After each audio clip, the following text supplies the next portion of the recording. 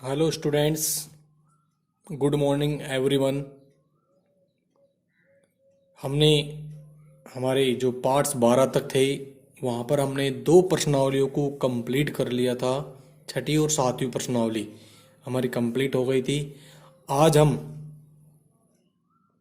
एक नया टॉपिक पढ़ेंगे जिसका नाम है प्रायिकता, प्रोबेबिलिटी।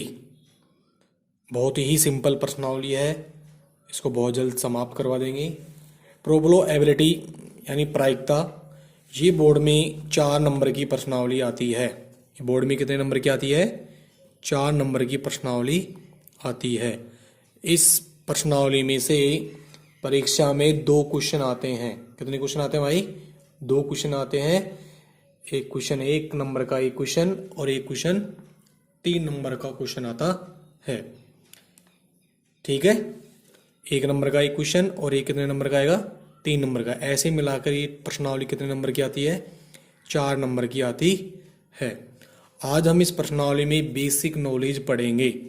प्रायिकता के पार्ट फर्स्ट में हम आज बेसिक नॉलेज पढ़ेंगे। इस प्रश्नावली का बेसिक नॉलेज क्या है?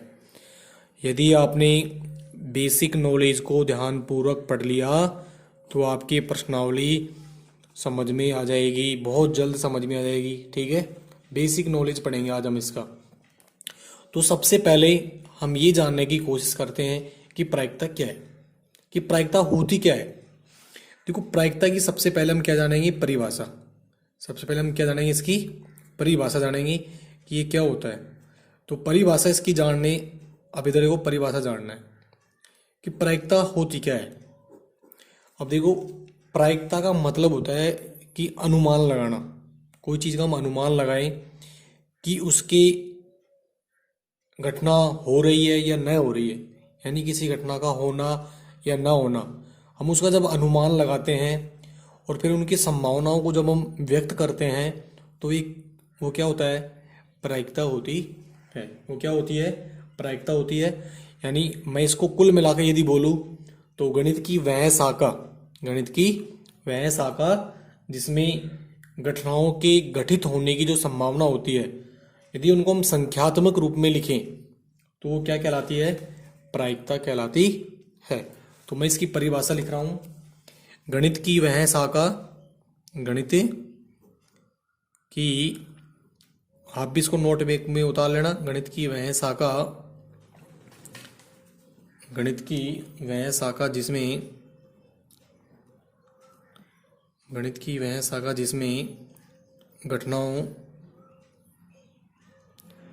जिसमें घटनाओं के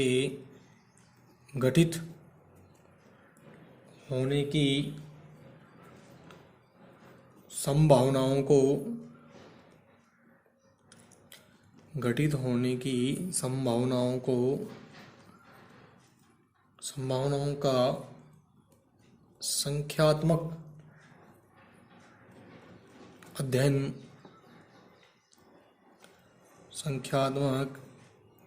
अध्ययन किया जाता है। संख्यात्मक अध्ययन किया जाता है, वो क्या कहलाती है? प्रायिकता कहलाता है। प्रायिकता कहलाता है। तो ये इसकी परिभाषा है कि गणित की वह शाखा जिसमें घटनाओं के घटित होने की जो संभावना होती है, उनको हम यदि उनका संभावनाओं का हम संख्यात्मक अध्ययन करें या संख्यात्मक रूप में उनको लिखें तो वो क्या कहलाती है? प्रायिकता कहलाती है। अब जैसे मैं अनुमान करता हूँ, एग्जाम्पल के तौर पर आपको समझाता हूँ। जैसे हम अनुमान लगाते हैं कि आज बारिश होने की जो संभावनाएं हैं, आज बारिश हो सकती है। तो देखो, इस कंडीशन में क्या है कि बारिश हो भी सकती है और बारिश नहीं भी हो सकती है। तो इसमें क्या है कि होने की संभावना कितनी है और न होने की संभावना कितनी है। तो उनको यदि हम संख्यात्मक रूप में लिखें, उनका संख्यात्मक रूप में यदि उनका वर्णन करें, यदि हम उसका परिणाम लिखें, यानी कुल कंडीशन क्या है उसके अनुसार उसको लिखें, तो क्या कहलाता है? प्रायिकता कहलाता है। तो गणित की वह शाखा जिसमें घटनाओं के घटित होने की संभावनाओं का सांख्यात्मक अध्ययन किया जाता है। दूसरा एग्जाम्पल हम बात करते हैं कि जैसे कोई बस है, बस में पुरुष बैठे हैं और महिला बैठी हैं, तो उसमें पुरुष से तो घटना तो घटित हो रही है कि वो बस में बैठे हैं, तो उसमें भाई पुरुष कितने हैं, तो ये घटना हो सकती है उसमें भाई पुरुष कितने हैं, टोटल में से पुरुष कितने हैं, तो उसकी हम संभावनाओं को संख्यात्मक रूप में लिख सकते हैं, गिनती लिख सकते हैं भाई कितने हैं, और उसका बटा टोटल कर देंगे। तो इन संभावनाओं को व्यक्त करना ही क्या कहलाता है, प्रायिकता कहलाता है। तो गणित की वह शाखा जिसमें घटनाओं के घटित होने की संभावनाओं का संख्यात्मक अध्ययन किया जाता है, प्रायिकता कहलाता है। आपको इसको एक सूत्र याद करना है, मैं सूत्र लिख रहा हूं यहां पर। सूत्र है प्रायिकता का, प्रायिकता पीई बराबर अनुकूल परिणाम बटा कुल परिणाम। सीधा सूत्र याद कर लो आप, अनुकूल परिणाम बटा कुल परिणाम, अनुकूल परिणाम बटा कुल परिणाम। जो ई है वो कोई भी घटना है उसके घटित होने की स्थिति है, तो प्रायिकता पी बराबर अनुकूल परिणाम बटा कुल परिणाम। आप परिणाम की जगह स्थिति भी लिख सकते हो आप, अनुकूल स्थिति बटा कुल स्थिति एक ही बात है। तो आपको ये सूत्र याद करना है, ध्यान रखना। प्रायिकता का एक ही सूत्र है, अनुकूल परिणाम बटा कुल परिणाम, अनुकूल परिणाम बटा कुल परिणाम, अनुकूल परिणाम बटा कुल परिणाम। ई क्या है, कोई भी घटना के घटित होने की स्थिति है। तो आपको ये सूत्र याद करना है और ये परिभाषा आपको याद करनी है, ठीक है। इंपॉर्टेंट सूत्र है, ध्यान रखना। ये इस प्रश्नावली में एक ही सूत्र चलेगा, ध्यान रखना, इंपॉर्टेंट। तो यहाँ तक हम बात समझ गई कि प्रायिकता क्या होती है और प्रायिकता का सूत्र क्या होता है। अब हम क्या करेंगे, अब हम कुछ छोटी छोटी बातों का अध्ययन करेंगे। तो मैं उनको लिख रहा हूँ, तो फिर उसको आपको मैं समझा रहा हूँ। नोट नंबर फर्स्ट, आपको क्या ध्यान रखना है, किसी प्रयोग की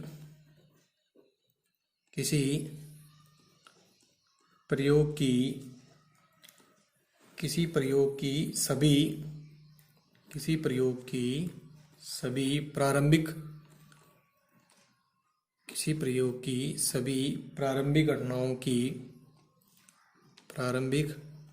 घटनाओं की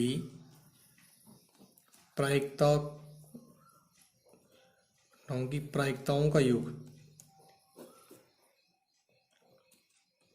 का योग एक होता है। योग कितना होता है, एक होता है। तो देखो ये क्वेश्चन एक बार एक नंबर में, इस प्रकार के क्वेश्चन एक नंबर में आया था, 2017 में आया था। कि क्वेश्चन पूछा गया था कि किसी प्रयोग की सभी प्रारंभिक घटनाओं की प्रायिकताओं का योग कितना होता है, एक होता है। अब प्रयोग क्या होता है, जैसे हम किसी चीज के ऊपर प्रयोग कर रहे हैं, तो जैसे मैं आपको विद एग्जाम्पल समझाता हूँ कि इनका योग एक कैसे होता है। विद एग्जाम्पल मैं बात कर रहा हूँ, जैसे मेरे पास एक थैला है, इस थैले में 3 लाल गेंद है और 5 सफेद गेंद है, ठीक है भाई, और 3 हरी गेंद है, ठीक है। तो इस प्रयोग में जितनी भी घटना हो रही है, जैसे लाल गेंद की है, सफेद गेंद की है, हरी गेंद की है, तो हम इन तीनों की प्रायिकता निकालेंगे ना और उन सबको जोड़ देंगे, तो उनका उत्तर कितना आएगा, एक आएगा। अब जैसे इसमें हम लाल गेंद होने की प्रायिकता निकालें, पहले लाल गेंद कितनी है, तो हम उसके लिए क्या करेंगे, सबसे पहले कुल परिणाम निकालेंगे। इसमें टोटल गेंद कितनी है, 3 और 5 कितने हो गए, 8, 8 और 3 कितने हो गए, 11, कितने हो गए भाई, 11 हो गए। तो ये होता है कुल परिणाम, यानी कुल परिणाम किसे बोलते हैं हम, टोटल को जोड़ना है, यानी कहाँ पर कितनी चीज टोटल है, वो कुल परिणाम हो गए। अब जैसे मैं लाल गेंद की निकालता हूँ, तो लाल गेंद निकालूंगा, तो लाल गेंद कितनी है हमारे पास, 3 है, और टोटल कितनी है, 3/11 होएगा। फिर मैं सफेद गेंद की निकालता हूँ, तो सफेद गेंद कितनी है, 5, और वो कितने में से है, 11 में से, ठीक है। यदि मैं हरी गेंद निकालूँ तो 3/11। तो ये आ गई, एक ही प्रयोग हो रहा है यहाँ पर, प्रयोग एक ही है कि एक ही प्रयोग में से हमने सारे ये निकाली है। तो इन सबको यदि मैं जोड़ दूं तो ये प्रायिकता हो गई, इनका उत्तर आ गया। यदि मैं इन सबको जोड़ देता हूं तो इन सबका उत्तर कितना आएगा, 1 आएगा। 3/11 प्लस 5/11 प्लस 3/11, इन सबको जोड़ो, इनका लघुत्तम क्या आएगा, 11। 11 का भाग 11 में देंगे एक बार, 1 को 3 से गुणा करो 3, प्लस इसका भाग समझेंगे एक बार, 1 को 5 से गुणा करो 5, इसका भाग इसमें देंगे 1/3, तो कितने हो गए 5 3 8, 8 और 3 कितना हो गया 11/11, 11 का भाग 11 में देंगे कितना आ गया 1, तो 1 आ गया। तो किसी प्रयोग की सभी सभी हो गई, जैसे लाल गेंद है, सफेद गेंद है, हरी गेंद है, ठीक है, इनकी जो घटना है, इनकी प्रायिकताओं का योग कितना होता है 1, और मैंने आपको बता दिया है। सवाल हल करने का तरीका मैं आपको और बता दूंगा। तो किसी प्रयोग की सभी प्रारंभिक घटनाओं की जो प्रायिकता होती है उनका योग कितना होता है 1 होता है। नोट नंबर 2, नोट नंबर 2 में आपको क्या ध्यान रखना है, किसी भी घटना की जो प्रायिकता होती है, किसी भी घटना की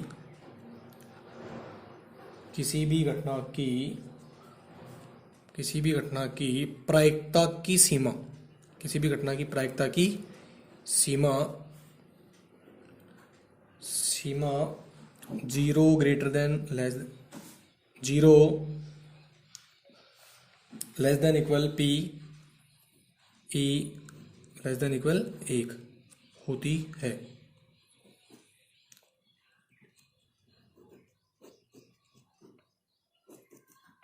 zero less than equal P less than equal 1 होती है। इसका मतलब क्या होता है, देखो यहां पर क्या लिखा है मैंने, किसी भी घटना की जो प्रायिकता होती है उसकी जो सीमा होती है, पीई का मतलब होता है कोई भी घटना है उसकी प्रायिकता, ई कोई भी घटना की प्रायिकता है पी, तो पीई है, इसका जो सीमा होती है, इसका जो उत्तर होता है वो 0 हो सकता है, 0 के बराबर 0 हो सकता है, 0 से बड़ा और 1 से छोटा होगा 1 हो सकता है। इसका मतलब क्या है 0 हो सकता है। इक्वल का मतलब क्या है 0 हो सकता है। इसका मतलब क्या है ग्रेटर देन 0 से बड़ा, इसका मतलब इक्वल का मतलब 1 हो सकता है, और लेस देन का मतलब 1 से छोटा हो सकता है। अर्थात इस बात का मतलब क्या हो गया, अर्थात किसी भी घटना की प्रायिकता, अर्थात किसी भी घटना की प्रायिकता, अर्थात किसी भी घटना की प्रायिकता 0 से कम तथा 1 से अधिक नहीं हो सकती, 1 से अधिक नहीं हो सकती, 1 से अधिक नहीं हो सकती। तो किसी भी घटना की जो प्रायिकता है यदि 0 से कम आ जाए, माइनस में इसका उत्तर कभी भी नहीं, माइनस का उत्तर इसका कभी भी नहीं आएगा, और 1 से ऊपर इसका उत्तर कभी भी नहीं आएगा, ध्यान रखना। तो देखो 3/11 है, तो 11 में हम 3 का भाग देंगे तो 0 पॉइंट कुछ आएगा, तो 0 से बड़ा हो गया। 11 का भाग 5 में देंगे 0 पॉइंट कुछ, यदि 11 ऊपर आ जाए और 5 नीचे आ जाए तो समझ लेना आपने गलत कर दिया है, ठीक है ना। तो ये ध्यान रखना, नीचे हर बड़ा होगा ऊपर अंश छोटा होगा तभी इसका उत्तर आपका सही होगा। तो कहने का मतलब यही है कि किसी भी घटना की जो प्रायिकता होती है वो 0 से कम नहीं होगी और 1 से ज़्यादा नहीं होगी, ये प्रायिकता की सीमा है। हाँ 0 हो सकती है, 1 हो सकती है, लेकिन 1 से छोटी और 1 से बड़ी नहीं होगी। ये आपका नोट नंबर कौन सा हो गया 2। आप इनको अपनी नोटबुक में क्या कर लेना, इनको उतारते रहना। नोट नंबर 3, नोट नंबर 3 है, कोई भी निश्चित घटना है, कोई भी निर्धारित घटना है या कोई भी संभव घटना है उसकी प्रायिकता कितनी होती है 1 होती है। अभी भी बताया था मैंने, एक निश्चित घटना, एक निश्चित या निर्धारित, एक निश्चित या निर्धारित घटना की प्रायिकता 1 होती है, 1 होती है। यह संभव घटना भी बोल देना, एक निश्चित या निर्धारित घटना या संभव घटना की प्रायिकता कितनी होती है 1। परीक्षा में पूछा जाए भाई निश्चित घटना की प्रायिकता कितनी होती है 1। नोट नंबर 4, एक असंभव घटना, एक असंभव घटना की प्रायिकता,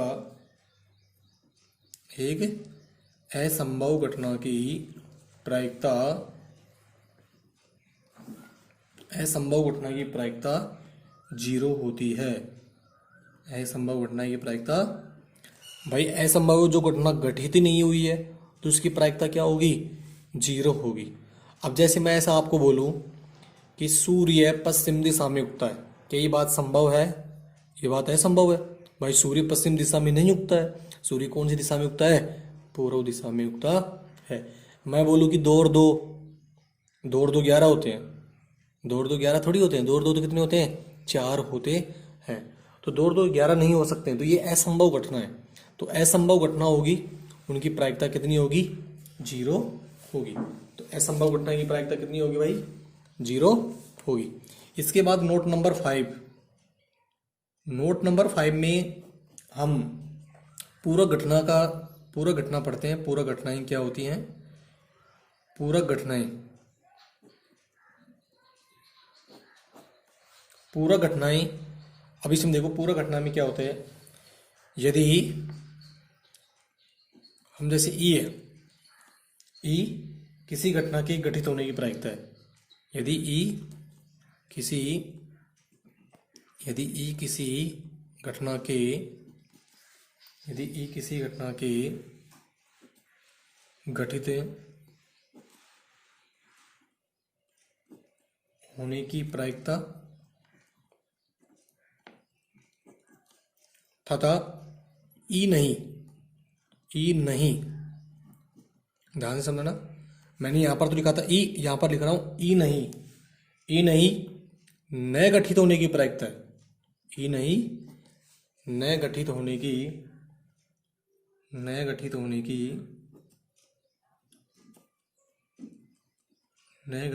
की प्रायिकता है। तब ई तथा ई नहीं परस्पर पूरक घटनाएं कहलाती हैं। परस्पर क्या कहलाती हैं? पूरक घटनाएं कहलाती हैं। पूरक घटनाएं कहलाती हैं। यदि ई किसी घटना की घटित होने की प्रायिकता और ई नहीं, यानी होने की प्रायिकता और न होने की प्रायिकता, ये आपस में क्या कहलाती है? पूरक घटनाएं कहलाती हैं।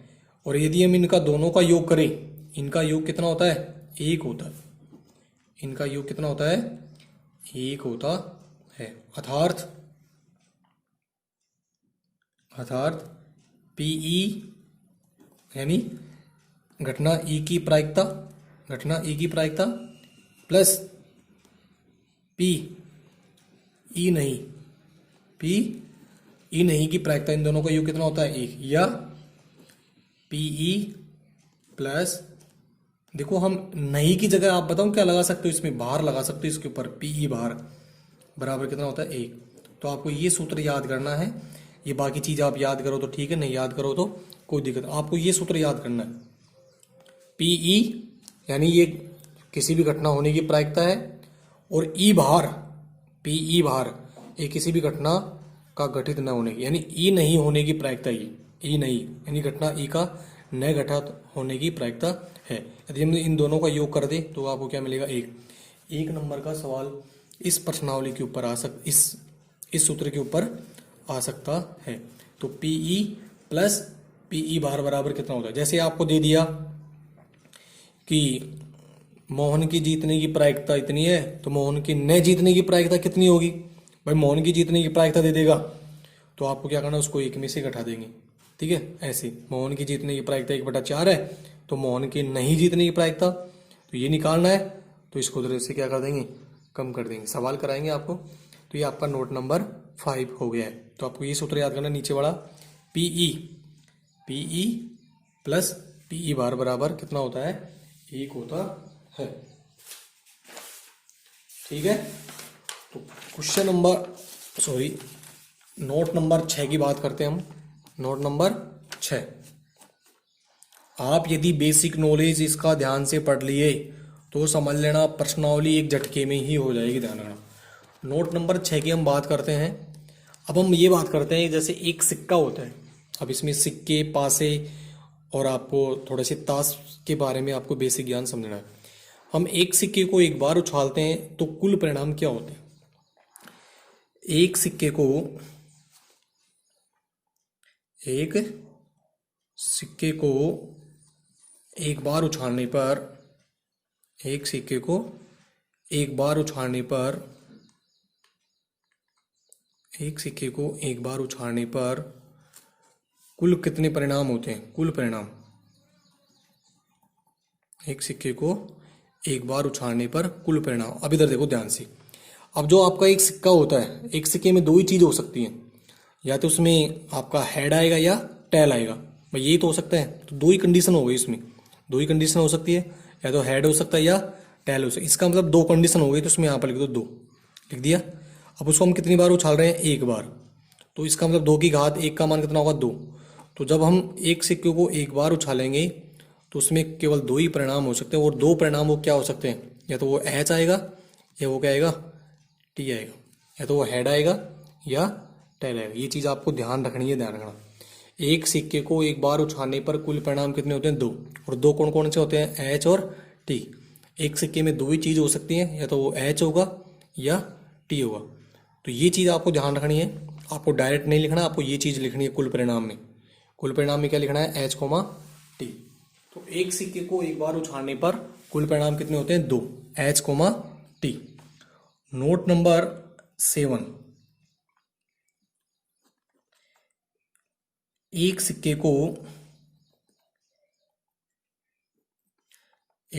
को दो बार उछालने पर, एक सिक्के को दो बार उछालने पर, एक सिक्के को दो बार उछालने पर कुल परिणाम। अब देखो एक सिक्के को हम कितनी बार उछाल रहे हैं? 2 बार। तो एक सिक्के में कितनी कंडीशन आती हैं? 2 ही आती हैं। 2 बार उछाल रहे हैं तो 2 ऊपर लगा दो। 2 की घात 2 का मान कितना होता है? 4। अब देखो एक सिक्के को 2 बार उछालेंगे तो क्या क्या हो सकते हैं? मैं एक सिक्का है, उसको एक बार उछाले तो उसमें क्या आ गया? एच। दोबारा उछालूंगा तो भी क्या आ सकता है? एच। तो इसमें क्या हो रहा है कि 2 बार उछाल रहे हैं तो 2 बार एक साथ आ गया। भाई दोनों क्या आ सकते हैं? एच आ सकते हैं। या फिर हो सकता है कि एक एच आ जाए, भाई एक बार उछालने पर तो एच आ जाए, दूसरी बार उछालने पर क्या आ जाए? टी आ जाए। या फिर क्या हो सकता है? पहले टी आ जाए, बाद में क्या आ जाए? एच। या फिर दोनों बार क्या आ जाए? टी आ जाए। तो एक सिक्के को 2 बार उछालने पर यहाँ पर दो एक साथ आ रहे हैं, तो यानी दोनों हेड भी हो सकते हैं। तो एक सिक्के में ये कंडीशन हो सकती हैं, ये संभावनाएं हो सकती हैं, ठीक है। इनके अलावा और कोई संभावनाएं एक सिक्के को 2 बार उछालने पर नहीं हो सकती हैं। तो एक सिक्के को 2 बार उछालने पर कुल परिणाम कितने होते हैं? 4। तो ये आपको ये वाली कंडीशन याद होनी चाहिए। ये लिखने का तरीका, दोनों हेड आ सकते हैं। मैं एक बार उछाल दिया, एच आ गया। दोबारा उछाले तो भी क्या आ गया? एच। भाई दोनों एच आ सकते हैं। भाई दोनों बार मैं टॉस जीत सकता हूँ। जैसे किसी एक खिलाड़ी ने बोला कि मैं हेड ले रहा हूँ और मैं टेल ले रहा हूँ, उसको उछाला तो एच आ गया, दोबारा भी वही टॉस जीत गया। दोनों बार वो टॉस जीत सकता है। एक बार जीत सकता है, एक बार हार सकता है, एक बार हार सकता है, एक बार जीत सकता है, दोनों बार जीत सकता है। तो इस प्रकार से ये 4 कंडीशन हो जाएंगी एक सिक्के को उछालने पर। ये 4 कंडीशन हो गई 2 बार उछालने पर। अब एक 3 बार उछालना है एक सिक्के को। नोट नंबर 8, एक सिक्के को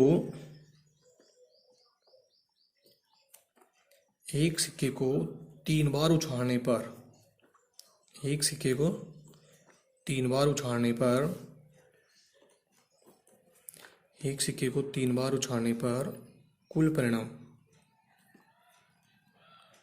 अब हम एक सिक्के को कितनी बार उछाल रहे हैं? 3 बार। एक सिक्के में दो ही चीज होती है तो 2 की घात 3। अब 2 की घात 3 को 3 बार खोलो, 2 गुणा 2 गुणा 2 कितने हो गए? 8। तो 8 कंडीशन होती है। एक सिक्के को हम कितनी बार उछालते हैं? 3 बार। अब देखो 3 बार उछालेंगे, एक बार उछाल दिया एच आ गया, दूसरा भी एच आ सकता है, तीसरा भी एच आ सकता है। तो तीनों एच भी हम आ सकते हैं। अब इसमें 3 क्यों आ रहे हैं? क्योंकि हम 3 बार उछाल रहे हैं। 3 एक साथ क्यों आ रहे हैं? क्योंकि 3 बार उछाल रहे हैं। या फिर ऐसे भी हो सकता है 2 एच आ जाए, एक क्या आ जाए? टेल आ जाए। एक एच आ जाए, 2 टेल आ जाए, ये भी तो हो सकता है, संभावना है। या फिर ऐसे भी हो सकता है एक एच आ जाए, फिर टी आ जाए, फिर क्या आ जाए? एच। तो 4 तो बनेंगे आपकी एस से और 4 बनेंगे टी से। टी टी ये भी हो सकता है, टी टी एच ये भी हो सकता है, टी डबल एच ये भी हो सकता है, और टी एच टी। ये आपकी 8 कंडीशन हो गई है। एक सिक्के को 3 बार उछालने पर 8 कंडीशन कौन कौन सी होती हैं? ये आपकी होती हैं। तो ये आपको ध्यान रखना है, याद कर लेना। इनको बनाने का तरीका बिल्कुल सिंपल है, सिक्के को उछाल उछाल के आप देख सकते हो। Note number 9। अब हम बात करते हैं पासे की। एक पासे को एक बार उछालने पर, एक पासे को दो बार उछालने पर। एक पासे को एक बार उछालने पर, एक पासे को एक बार उछालने पर कुल परिणाम। अब देखो, एक जो पासा होता है, पासा जो होता है वो एक घन की तरह होता है।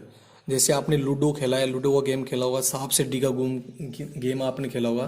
तो लूडो में क्या होता है कि 6 ही होते हैं, तो एक पासा होता है, तो उसमें 6 होते हैं, 6 ही होते हैं, उसमें 6 तक गिनती होती है, 1 2 3 4 5 6।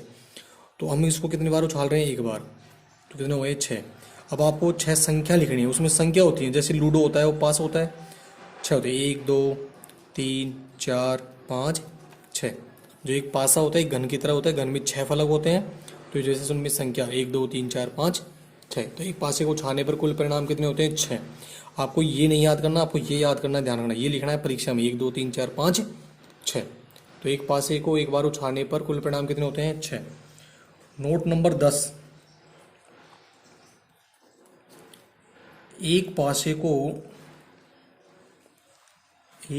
को दो बार उछालने पर, दो बार फेंकने पर, एक ही बात है, दो बार उछालने पर कुल परिणाम।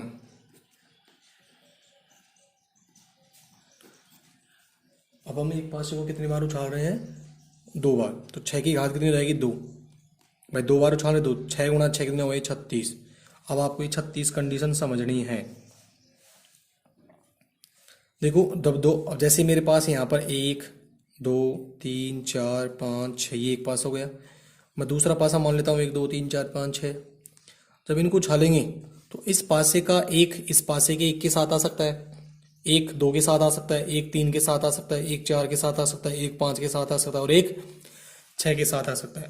तो 1,1 इसका एक के साथ आ सकता है, एक 2 के साथ भी आ सकता है, दूसरे एक 3 के साथ भी आ सकता है, एक 4 के साथ भी आ सकता है, एक 5 के साथ भी आ सकता है, और एक 6 के साथ भी आ सकता है। ये तो हो गया एक। अब ये 2 इन सभी के साथ आ सकता है, 2,1 2,2 2,3 2,4 2,5 2,6। अभी 3 सभी के साथ आ सकता है, 3,1 3,2 3,3 3,4 3,5 3,6। अभी 4 इन सभी के साथ आ सकता है, 4,1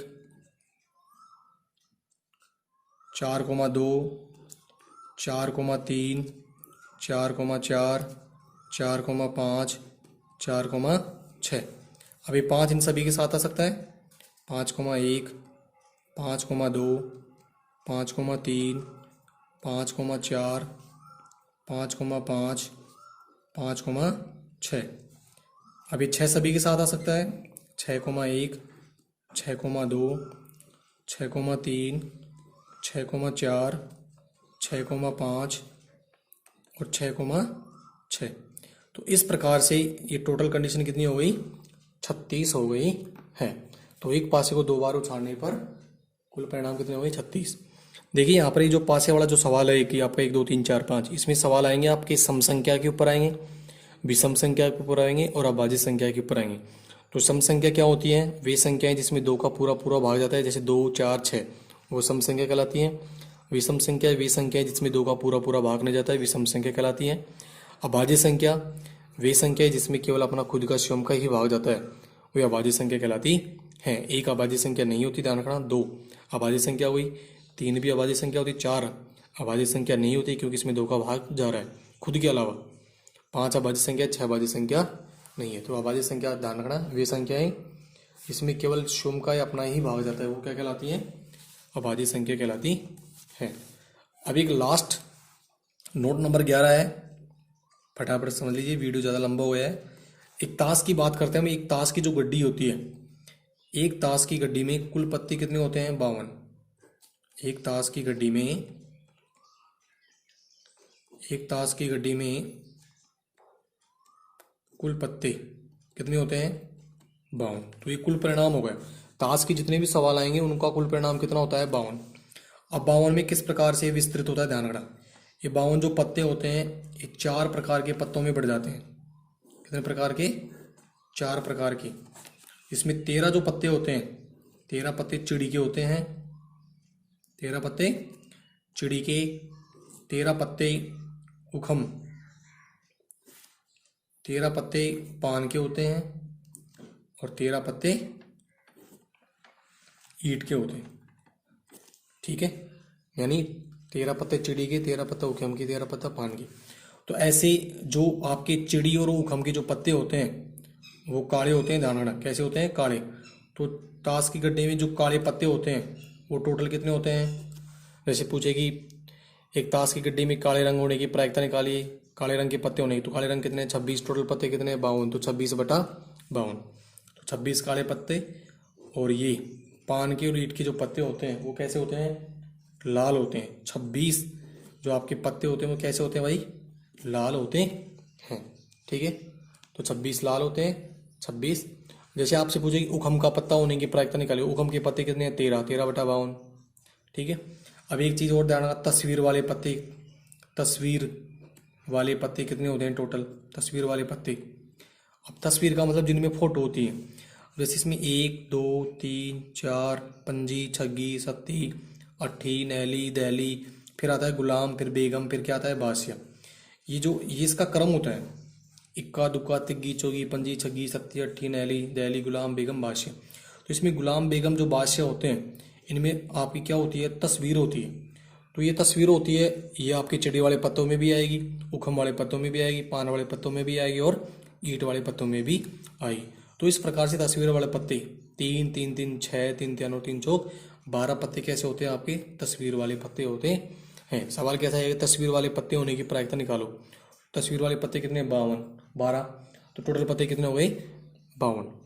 ठीक है स्टूडेंट, इनको आप नोट कर लेना और इनको आप लिख लेना।